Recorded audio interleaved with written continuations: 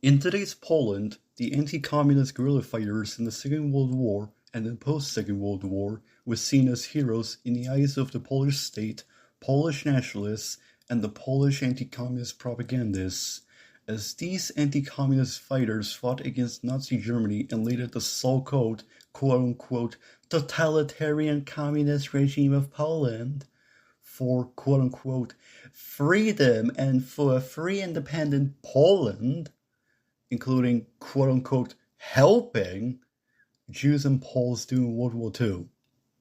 Many Poles today think positively of the anti-communist fighters. However, there is nothing further from the truth, as many Poles today never knew the dark legacy of these anti-communist guerrilla groups and their true colors. Due to the dark legacy of the Polish anti-communist guerrilla groups were completely whitewashed, which explains why Poles today get the historical revisionism of the anti-communist fighters. In today's video, I will be exposing the dark legacy of the Polish anti-communist fighters, what they did in both the Second World War and in the aftermath of the Second World War, revealing the truth on who these Polish anti-communist fighters really were. Nevertheless, let's get on with the video, comrades. Introduction. Before we get into the dark legacy of it, we must go a quick history to understand the context of the creation of the anti-communist underground resistance movement in Poland in the Second World War, which I'm referring to the Armia Krajówa. The Armia Krajówa, Home Army in English, or AK, functioned as the dominant Polish resistance movement in World War II in German-occupied Poland, which was active in all areas of the country from September 1939 until its disbanding in January 1945. The Armia Krajówa, which was by far the largest underground resistance movement, with over 300,000 members during World War II, formed the armed wing of what subsequently became known as the AK, originated from the Służba Zwycięstwa Polski, Polish Victory Service. Set up on 27 September 1939 by General Michał Karasiewicz-Towarzewski. On 17th of November 1939, General Władysław Sikorski replaced this organization with the Związek Walki Zbrojnej, which after joining with the Polski Związek Powstańczy became the AK on 14th of February 1942. While those two were the founders of AK, other Polish resistance movements existed, yet most of them eventually joined AK. Narodowa Organizacja Wojskowa, Konfederacja Narodu, Narodowe Siły Zbrojne, and Bataliony Chłopskie. The most notable movement that did not join with AK was Gwardia Ludowa, later the Armia Krajówa, an anti-fascist movement that is created up of communists, socialists, and anti-fascists. Now that I gave you a quick context of the creation of the Armia Krajówa, an underground group, let's dive into its dark legacy and who they really were. Armia Krajówa's collaboration with the Axis powers. The Home Army, whose high command was based in London, was a front for the British intelligence service, and thus the activity of the Home Army reflected the interests of the MI6. For this reason, much as with the MI6 itself, the period of the activity of the Home Army in Poland is divided into three main phases. 1. 1939 to late 1940 or early 1941. 2. 1941 to late 1942 or early 1943. 3. 1943 and beyond. During the period 1939 to late early 1941, the MI6 regarded the Nazi Germans as unofficial allies against the USSR, and hence the Polish underground, also known as the Home Army, was allied with the fascists. According to the Nazi German intelligence chief Walter Schoenberg, As early as 1940, the Polish underground was actively and covertly collaborating with Japanese diplomatic channels.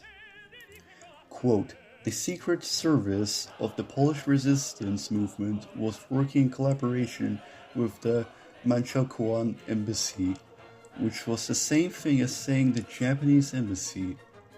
In other words, they were obviously working with the Japanese Secret Service. End of quote. Based on intelligence gathered by the Germans, quote, it was plain that the Japanese were availing themselves of this organization, i.e. Polish on the ground, and the extensive information network that was being built up there. End of quote. Imperial Japan provided financial support for the Polish AK. Quote, the Japanese Secret Service had taken notice of the organization and methods of the Polish resistance from a very early point of its development. At first, the resistance consisted not so much of fighting units of officers and soldiers, but of loosely organized resistance centers with an extensive information service. The Japanese decided to provide this movement with financial aid as it could be of use to their own intelligence organization. The Japanese almost always availed themselves the services of nationals in those countries in which they were operating. Poland was an especially interesting field for them, as it could be used for intelligence work in two directions against the Germans and, more importantly, against the Russians. They supplied the Poles with financial support, technically equipment, and specially trained couriers, and even went so far as to naturalize the Polish agents and supply them with diplomatic passports. End of quote. As one may expect, the Japanese did not utilize the Polish underground state as much against Germany as against the Soviet Union. Indeed, as Schwerenberg put it, in using these Polish underground, the Japanese were mainly engaged, quote, in the construction of the Secret Service net against Russia, end of quote. It should come as no surprise that according to a document by the Cambridge University Press, quote, one leaflet distributed in 1941 characterized the PPR leaders and their ideas as simply spokespersons of the Soviet government. The aim of the Polish Workers' Party, PPR, the leaflet stated, is the struggle against the Polish government, the Polish army, and the Polish nation. The PPR is preparing the fifth partition of Poland. End of quote. In 1941 came the second phase of the activities of the Home Army, when the MI6 generally turned against the Nazi Germans, and hence the Home Army too turned against the Nazi Germans. The vast majority of the weight for fighting the Nazi Germans was again placed on the Polish Communist-led Popular Front and the USSR. Nonetheless, one can at least be grateful for the fact that the AK did not outright ally with the Nazis against the Communists and the USSR, even though elements within the AK continued to carry out hostile anti-Soviet activities in favor of the Nazis. From 1943, when the MI6 turned in favor of the Nazi Germans, the Home Army became, for the most part, a fascist death squad pretending to be opposed to the Nazi Germans. Instead of fighting the Germans, the Home Army criminal bandits engaged in anti-communist guerrilla operations throughout Poland, and in so doing, they of course received the support of Nazi Germans. Stefan Korboński, a founder and head of the Polish underground state, recognized that the weapons of the Home Army came from the German forces. Quote, weapons that the Home Army had at its disposal came from 4 different sources. Arms buried by the Polish armies on the battlefields of the September campaign, arms purchased or captured from the Germans, arms manufactured by the Home Army, and arms received from the airdrops. End of quote. This, by the way, was the case well into mid-1947, with the majority of the weapons of the Polish underground guerrillas being of German origin. According to the CIA, quote, the partisans are universally well armed, mostly with automatica and semi-automatic weapons. Most of these arms are of German origins, but many of Soviet manufacture have been captured from the Soviet and Polish military forces. End of quote. Korwojski added that the Hungarian and Italian armies also provided arms to the Polish Home Army. Quote, transactions with Italian and Hungarian branches stationed in Poland, which they were happy to sell, were easier to deal with in the Polish underground. End of quote.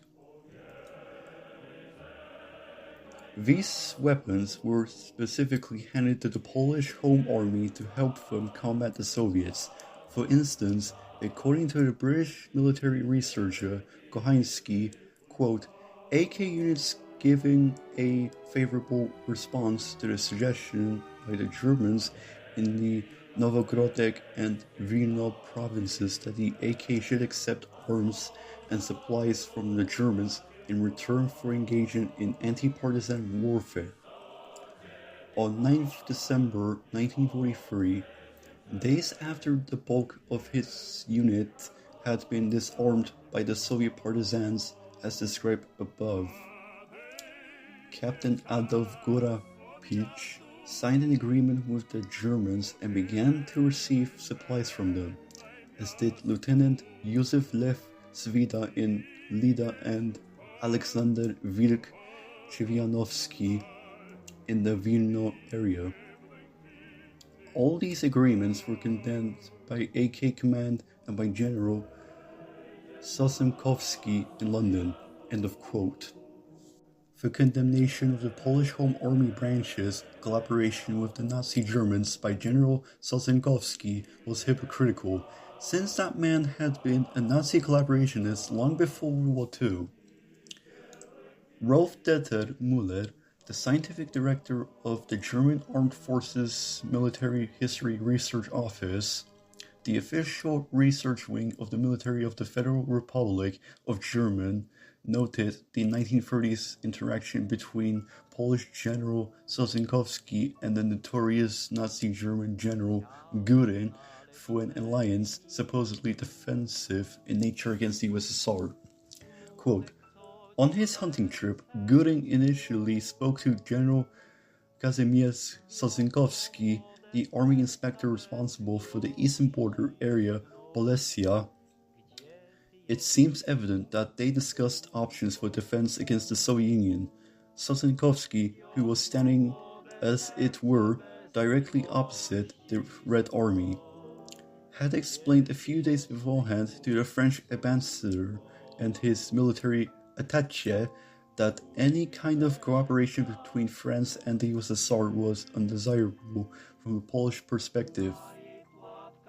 It would be insane to imagine that in the event of a Franco-German war, thousands of Soviet bombers would attack Berlin to help the French citizenry. In the case of a Polish-Soviet war, which Sosnkowski expected within 2 or 3 years, German military assistance would be extremely desirable.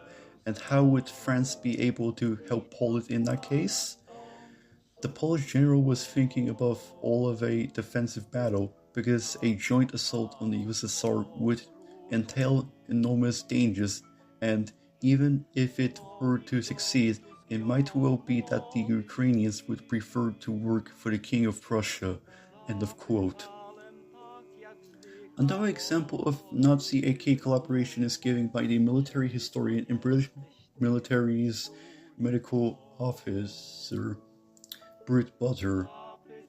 Quote, Chewianowski held negotiations with German officials, including Siedler von Rosenfeld, a local SD officer, and Julian Christiansen, the head of the local branch of the Abwehr, German military intelligence, in January and February 1944 respectively. Christensen suggested a detailed protocol in which Germany offered the arm Krzyżanowski's men, including with light artillery, in exchange for a cessation of hostilities between the Home Army and German forces, and Polish cooperations with the occupying authorities in terms of economic production. End of quote. As such, quote, although Krzyżanowski refused to accept the protocol, he came to an arrangement with Christensen whereby the Germans would ensure that weapons and supplies were left in weakly guarded areas, where they could easily be captured by the Home Army and used against pro-Soviet partisans. End of quote. The CIA reported, quote, the AK, which included all political groups except the communists, end of quote. Having included all political groups implies fascists as well. The AK went on to merge with the Polish Fascist National Armed Forces of Poland, NSZ, which in its official party newspaper confessed their true aims, namely to combat the communists and to leave off the anti-Nazi struggle for later. Quote, it is time to awake and commence with the systematic liquidation of centers under the command of the communists, and as soon as territory is cleared in this fashion to undertake the planned struggle with the German occupier. The sincere joint work of Polish military and civilian organizations will certainly make it possible for us to pull out the Bolshevik weeds and cleanse the terrain. The PPR, People's Guard, and various red partisans must vanish from the surface of the Polish land.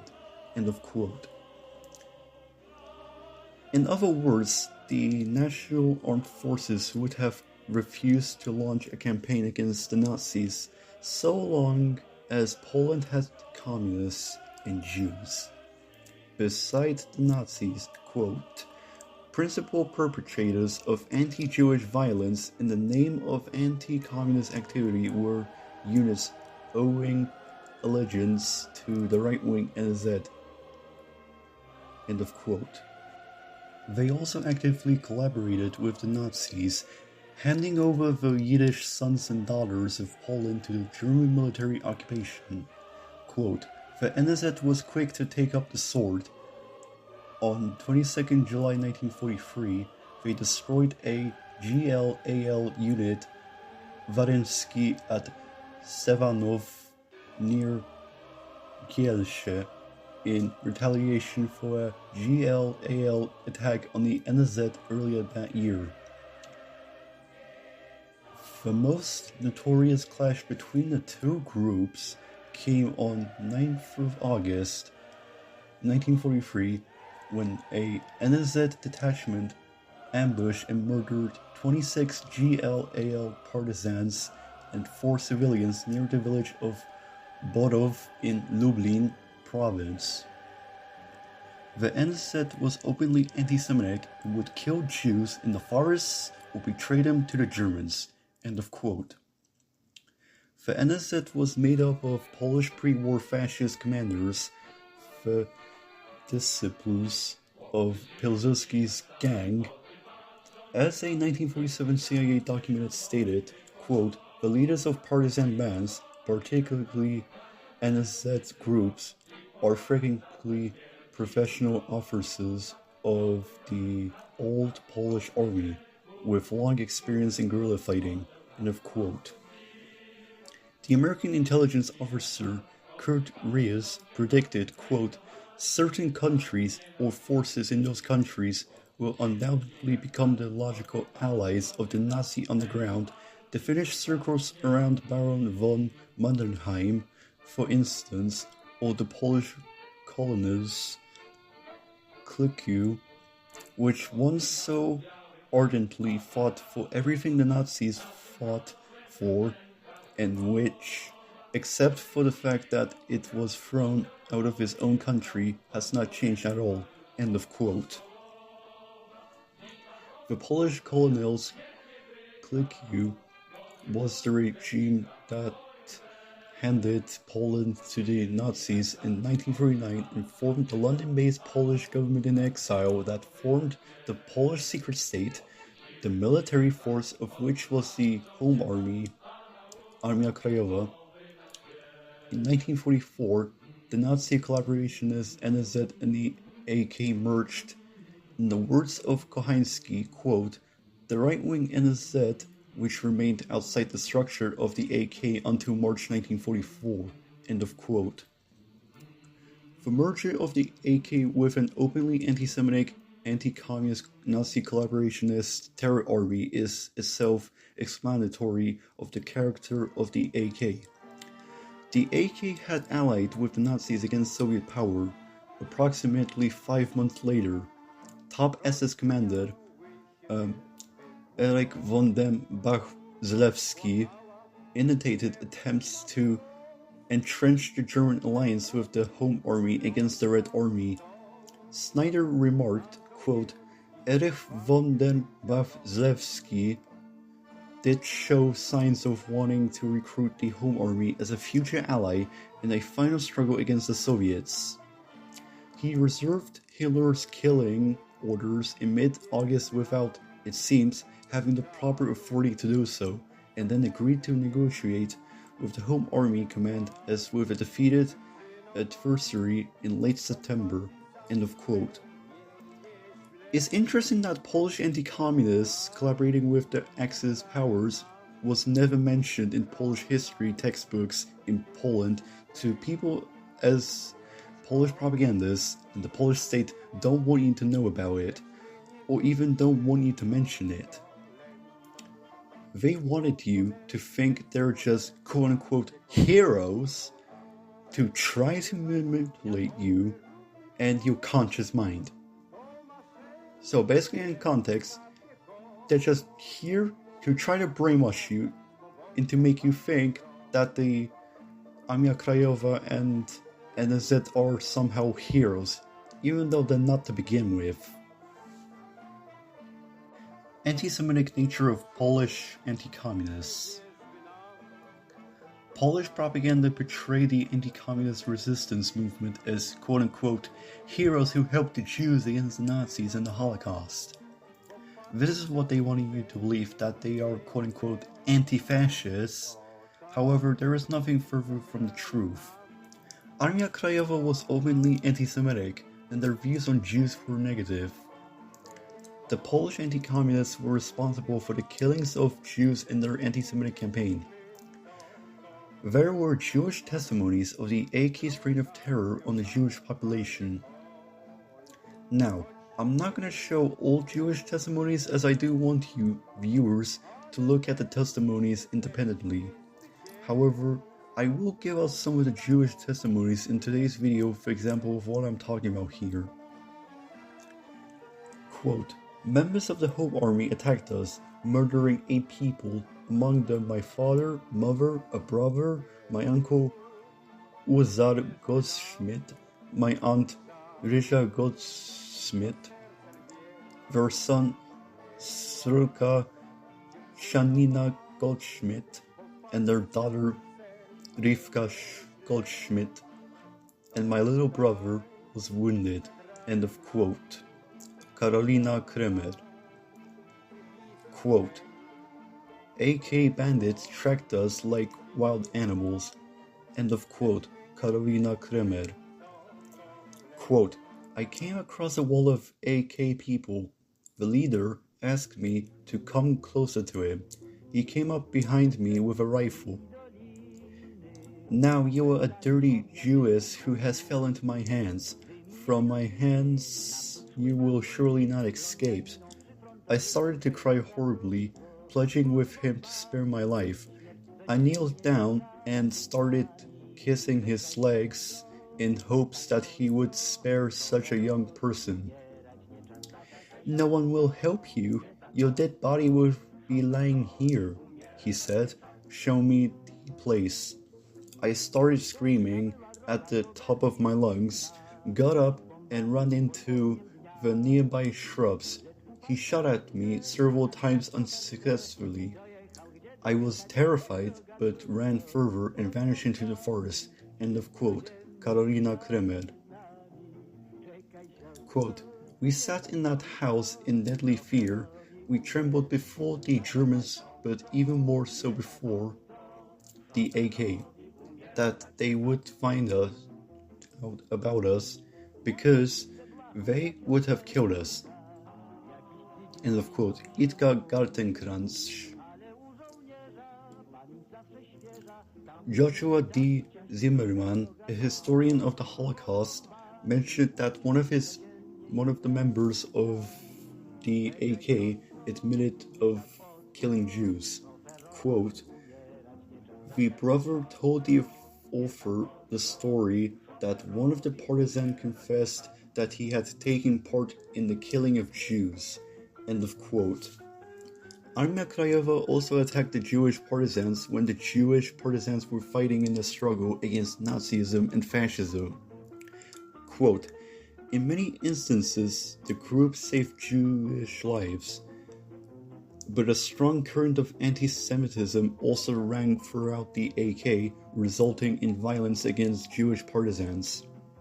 In certain areas, the AK posed a greater threat to Jewish partisans than the Nazis, as the AK's familiarity with the local terrain and populace put their units in a better position to track down Jews. End of quote. Mitch Braff. NZ, a Polish fascist organization, also brought a violent attack on the Jews. Quote, anti-Semitism predictably arose among nationalist groups, including the AK. Virulent anti-Semitism was especially prevalent among the partisan contingent of the group. 2,500 to 3,000 armed fighters, many of whom came from the Narodowe Siły Zbrojne, NSZ, a Polish anti-Soviet and anti-Nazi paramilitary organization where there was already a strong undercurrent of anti-Semitism. End of quote. Jewish Partisan Educational Foundation. Although there are some within the underground movement that help Jews, however, the majority of the AK are anti-Semites and fascists themselves, and a friendly reminder that AK is openly anti-Semitic. Therefore, the movement itself shouldn't be supported and should rather be completely opposed. Nevertheless, the Polish state and the Polish anti-communist propagandists doesn't want the people to see the reactionary nature of the anti-communist fighters, but rather they only show the positive side of Jews being saved of an attempt to whitewash the dark legacy of the anti-communist fighters.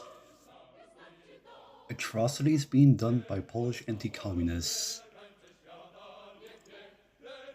Armia Krajówa, even the NSZ, viewed non-Polish minorities, Ukrainians, Belarusians, Lithuanians, etc., as inferior in their fascist and Polish nationalist views. Polish nationalists and Poland, before World War II, had oppressed ethnic minorities and their cultures and languages. Especially when Poland, along with Polish landlords and Polish nationalists, barbarically oppressed Belarusians and Ukrainians in Western Belarus and Western Ukraine, which both areas that were colonies of Polish rule.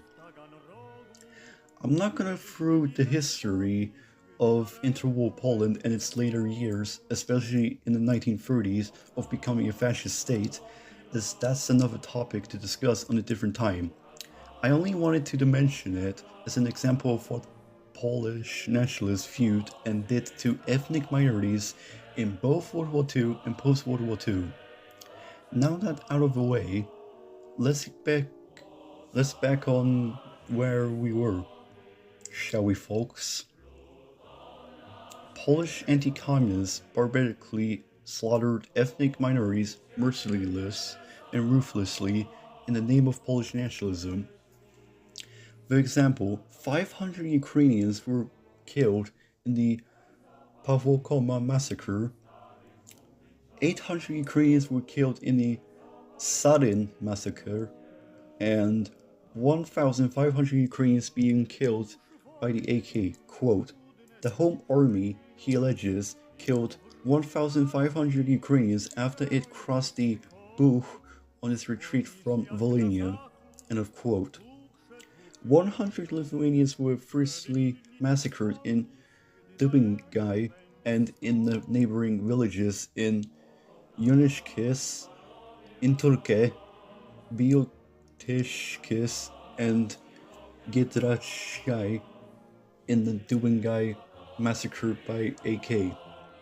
79 Belarusians were killed in Belarusian villages in a massacre in Polhawestade that was carried out by AK and Bure Romuald Reis, a fascist war criminal who was responsible for crimes against the Belarusian people for his racist, fascist, even anti-communist, and Polish nationalist views. Quote, the main historical figure of the march is Romuald Reis, known by the nom de guerre Buri, whose unit murdered 79 people, among them women, children, and the elderly. The reason for Buri's raids on Belarusian villages was the local people's alleged cooperation with communists. End of quote. Now, what's interesting is that one of the NSZ members admitted on taking part of killing of innocent people. This can be found in Mateusz Mazur's book, The Mentality of Partisans of the Polish Anti-Communist Underground, 1944 to 1956. Quote, I am a former forest soldier of the NZ who took part in the pacification. I saw those terrible events and human tragedies. At the time, it didn't make much of an impression on me, but today I have them all in front of my eyes. They are haunting me. I'm constantly asking God to forgive me for it all. We murdered people for no reason, influenced by emotion, obeying a mindless order, often just because he was from had a different ego badge. He had land from the reform. End of quote.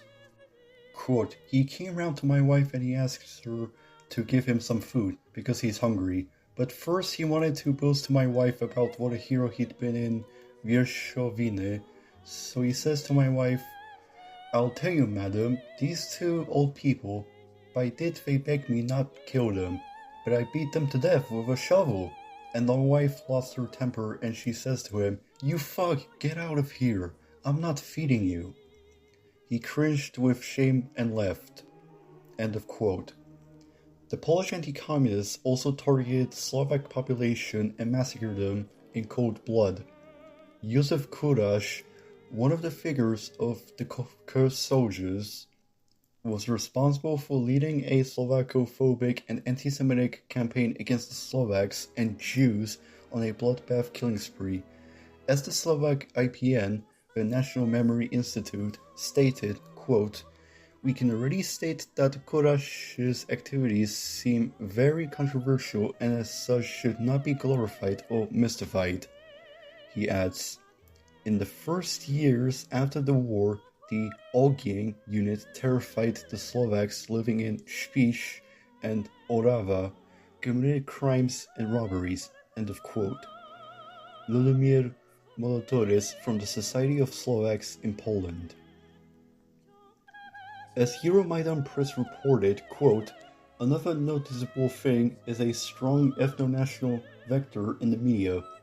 All state bodies are involved in covering the part of the Polish historical heritage that is called anti-communist underground of the post-war period, so-called cursed soldiers.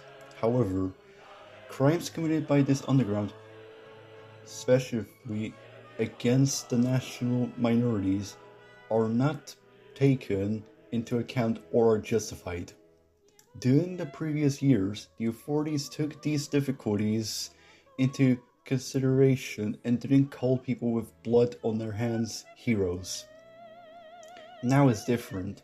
For example, in southern Poland, inhabited by the Slovak minority, Józef Kuráš, aka Ogień, was proclaimed a hero, and Polish defense minister took part in the honoring ceremony. He has killings of Slovaks and Jews on his conscience. End of quote. Quote, he is one of the leaders of the anti-communist movement on Podhale in southern Poland, where the Slovak community lives. According to the Union of Slovaks in Poland, he robbed and killed the local Slovak population. According to other sources, he shot over a dozen of local Jews. End of quote. It's interesting that in Poland, the true colors of the anti-communist guerrillas were never mentioned nor talked about in history lessons and history literatures, as the Polish state and the Polish anti-communist propagandists are trying to hide it, to erase it by completely rewriting history. Nevertheless, they are doing this to defend the Polish fascist war criminals. The CIA confirms that the Armia Krajówa was an MI6-backed fascist terror army of rapists and thieves, including being despised by most of the Polish population in post-World War II.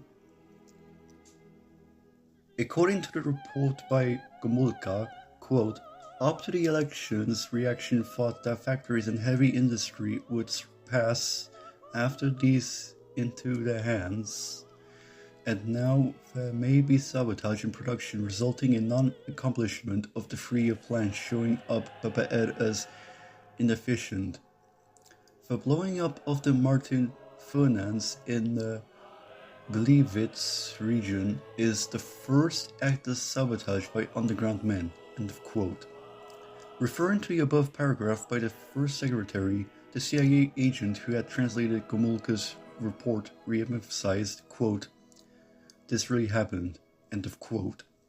That is, the CIA agent emphasized that the underground sabotage operation against the Martin Furnace occurred for the purpose of depicting the PPR as inefficient, and that more of such sabotage operations may occur. The underground, the term used for the various cells of the Home Army, AK, was engaged in combat against Poland's industrial production, so to render Poland weaker. Throughout the next 6 years, several US intelligence reports frequently confirmed the criminality and exposed the fascist nature of the Polish underground state. Note that, unlike the foregoing report by Gomulka, which the CIA agent nevertheless acknowledged as truthful, the following intelligence documents were not translations of the public statements of Polish government and PPR officials, but were rather reports written and submitted by CIA agents themselves. A 1947 CIA document confirmed that the right extremists held the upper hand in the Polish underground guerrilla movement. Quote, politically, the resistance includes all elements ranging from the anti-Stalinists to the reactionary groups. Generally, the extremists, particularly the right extremists, are stronger among the partisan formations, while the moderates and liberals are more likely to be found in the underground. End of quote. In particular, the fascist Nazi collaborationist NSZ represented one of the largest, if not the largest, movement among the partisan bands in the Polish underground. Quote, the NSZ appears to be the largest of the organized resistance groups. Politically, it stands on the extreme right, having developed chiefly out of such pre-war elements as ONR and Stronnictwo Narodowe, now outlawed. Although the NSZ officially deplores mistreatments of the Jews, it has been responsible for anti-Semitic excess in a number of cases. The head of the NSZ in Poland is reliably reported to be Bolesław Piasecki, successor to the late Stanisław Piasecki, no relation. Its military head is reported to be Colonel Andrzej Rutkowski, not identical with Colonel Rutkowski, chief of Informacja. End of quote. The WIN, the second largest Polish underground guerrilla movement after the Great Patriotic War, was similar politically to the NSZ in that they too were fascist bandits. Quote, Wolność I Niepodległość, freedom and independence, next to the NSZ, to which it is similar politically. WIN is considered the largest partisan organization. End of quote. Both of these organizations were the bulk of the guerrilla bands and were headquartered in Poland. Quote, the largest and most important groups such as NSZ, National Armed Forces, and WIN, Freedom and Independence, are independent, however, and have their own headquarters in Poland. End of quote. Of course, the ultimate headquarters of these fascist organizations was in London. Much as how some criminal gangs and syndicates are named after their godfathers and crime bosses, many of the Polish underground guerrillas were named after their chiefs as well. Indeed, the WIN and NSZ were not coherent organizations, but were rather coalitions of fascist bandits. Both organizations were made up of godfather-named local gangs, referring to the WIN and NSZ. The US intelligence documents stated, quote, to these latter groups belong also the numerous guerrilla bands which owe allegiance solely to their own chieftains. End of quote. This was, of course, the situation with other guerrilla bands as well. Quote, in addition to those groupings listed below, there are numerous local bands of varying strengths which are sometimes nameless and sometimes identified only by the noms of guerre of their chiefs. End of quote. The very name of a guerrilla movement matters much because it sheds light on the group's ideology or platform. The fact that the Polish underground guerrillas were named not after a particular ideology, ideal, or slogan, but rather after their warlords and godfathers reveals the fascist cult-like mentality of the bandit movement. Indeed, it is questionable if one could call these guerrillas partisans at all, considering the banditry. Quote, there are innumerable exceptions to and variations from this general pattern, to say nothing of those pseudo-partisan bands which, although they profess to identify themselves with one anti-government or another, must be considered as purely bandit groups with no political objectives whatsoever. End of quote. The name Freedom and Independence, WIN, and the National Armed Forces, NSZ, were solely professional liberal names, acting as propaganda cover for the banditry of the Polish underground. There, of course, were other smaller guerrilla organizations in Poland. Quote, Polska Armia Wyzwolenia, Polish Army of Liberation. The AW is a numerically insignificant group. Claims have been made that the AW has from 300,000 to 400,000 organized troops with reserves of over 1 million, and that it is the successor to the AK. Comment: there has been no confirmation of these exaggerated estimates, and they seem to be the product of wishful thinking. End of quote. Quote, Wojska Powstańcze, insurgent troops, one of the smaller rightist partisan groups. End of quote. Some reasons for joining the underground guerrillas were to escape the authorities, excitement and adventure, or to become missionaries. Quote, the composition of the ranks is heterogeneous. Although some join as a result of political conviction, some to escape the authorities, and others for excitement and adventure, there are those attracted by mercenary considerations. End of quote. Another CIA document titled Polish Underground provides more specific details about the character of the Polish underground guerrillas. The document acknowledged that the great majority of the Polish underground were criminals. Quote, a large percentage of underground members are common criminals such as speculators, black marketeers, smugglers, thieves, robbers, and murderers. Another group in the underground is that of the professional resistance men who knows no other way of life.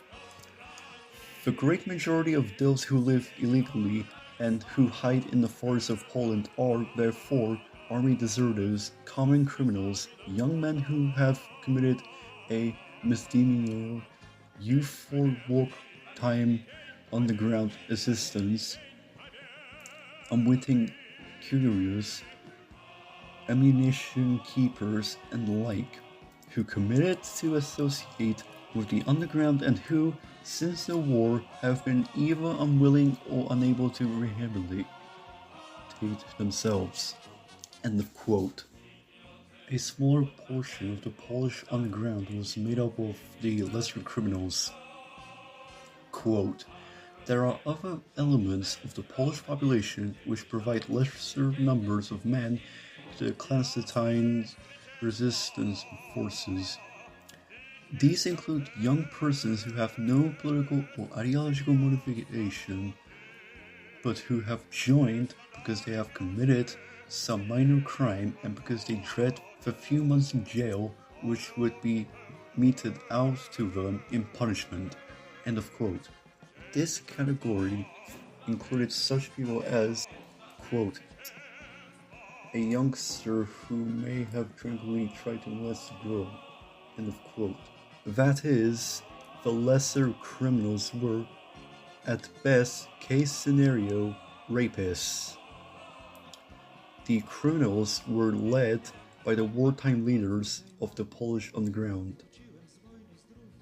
Quote, these forest underground groups are almost always directed by experienced wartime underground members who now either live illegally under assumed names or who have managed to reappear as accepted citizens while concealing their present interest in anti-regime action.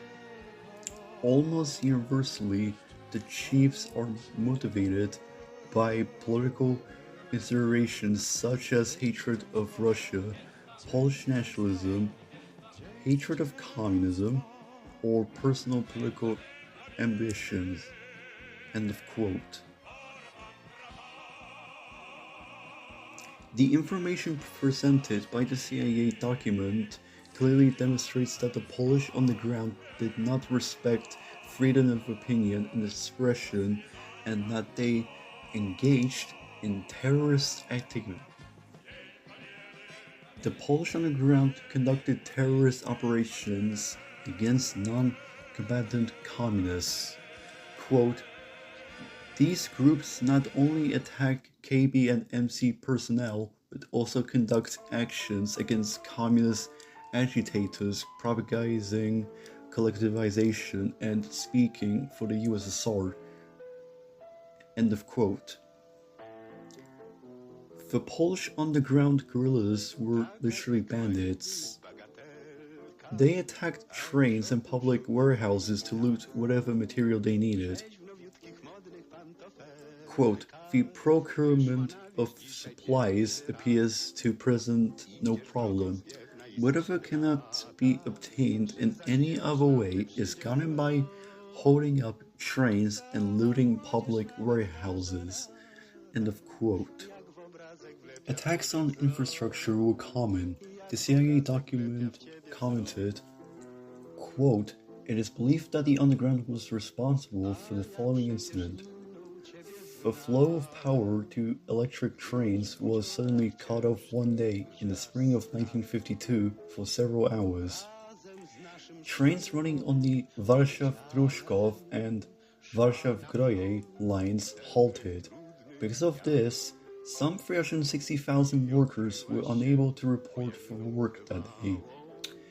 It is not definitely known whether the interruption was due to sabotage or to a technical breakdown." End of quote.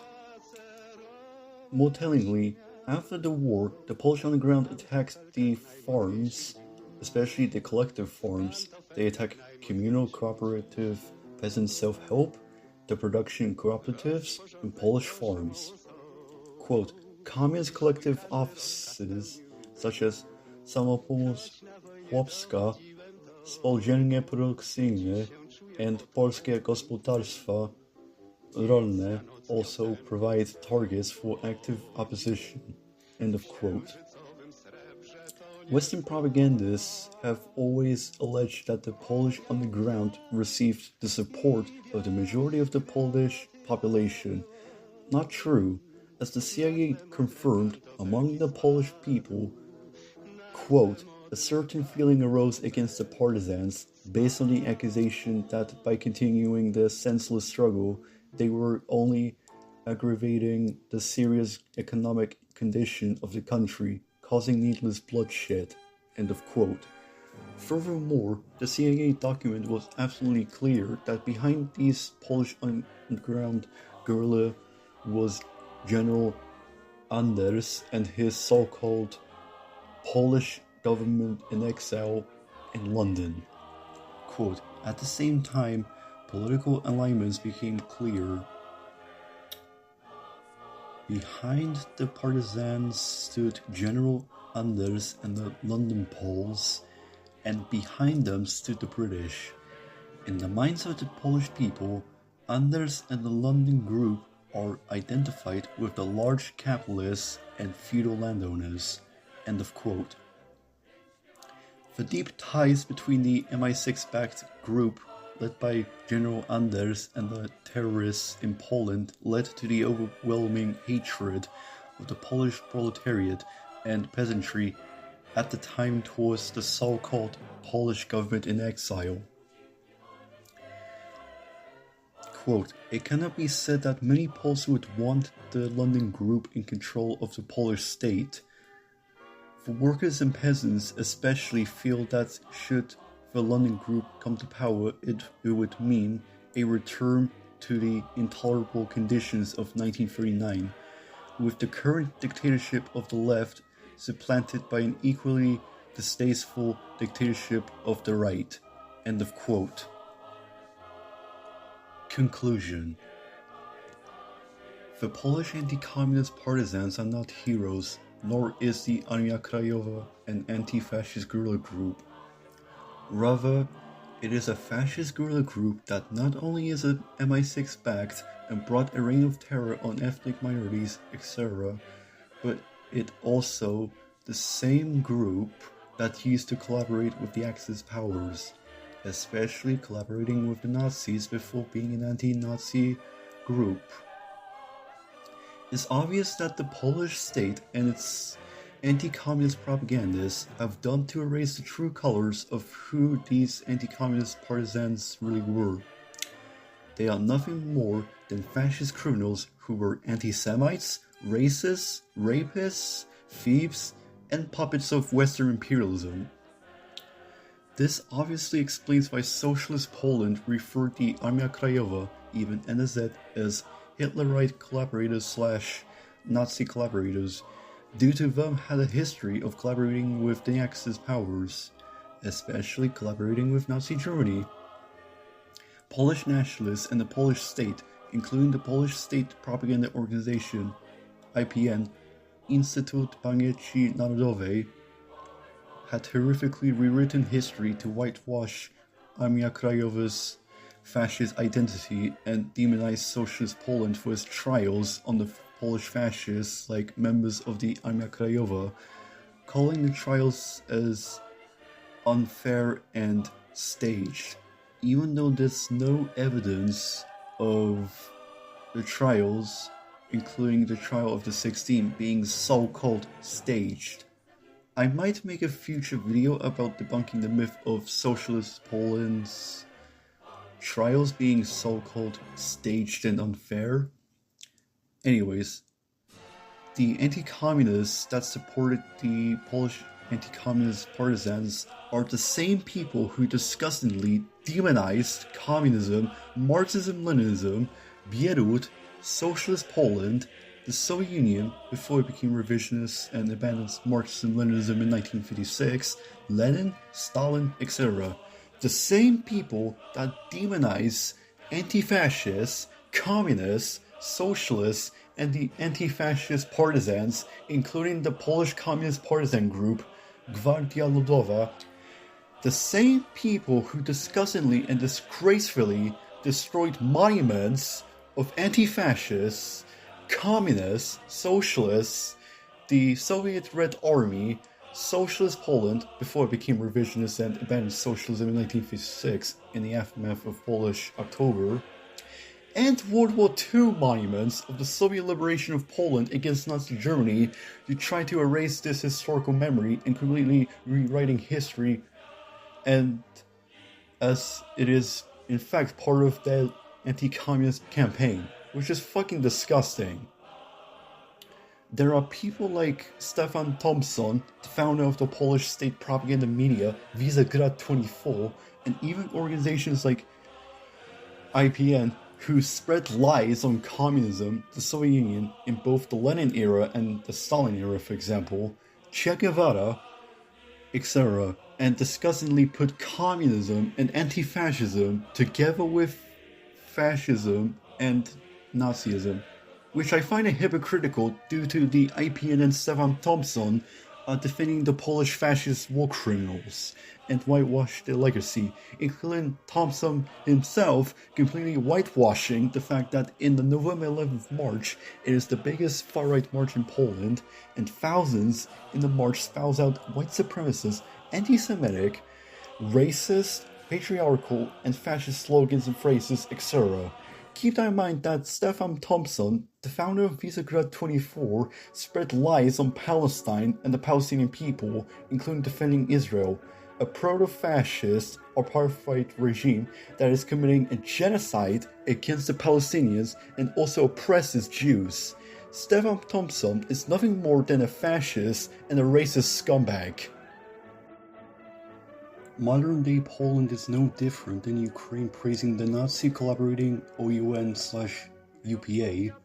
the Baltic states praising the Forest Brothers, a group that not only collaborated with the Nazis but were also members of the Waffen-SS or the Ustaše in Croatia, as some examples of fascist and Nazi collaborationist groups in both the Second World War and the post-Second World War at that time. Sooner or later, the Polish people will discover the disturbing truth about the AK's legacy and denounce this fascist legacy along with the members of this fascist terror group, especially the members that are still alive today, to find out who these heroes really were. This process of awakening the people's consciousness, including educating the masses, is slow, but at the end, they will soon to discover and learn that they were brainwashed from the anti-communist lies that they have been fed for so long, and would try to get rid of anti-communism completely with the help of a workers' party that would lead the proletariat to the path of socialism. Let's keep fighting, comrades, for a better world and bring hope for humanity for peace against capitalism and its variants like fascism, including fascism's variants like anti-communism, Nazism, Dugism, etc. The fight isn't over. The fight will be over once Poland will become socialist again, and when all the fascists, anti-communists, neo-Nazis, etc. would either be executed, rot in prison, or would be re-educated to become decent human beings. I believe that socialism will return and be reborn again in Poland. Lastly, all the sources that I've used in today's video are CIA documents and anti-communist sources that gave a bit of an honest approach about the Polish anti-communist fighters.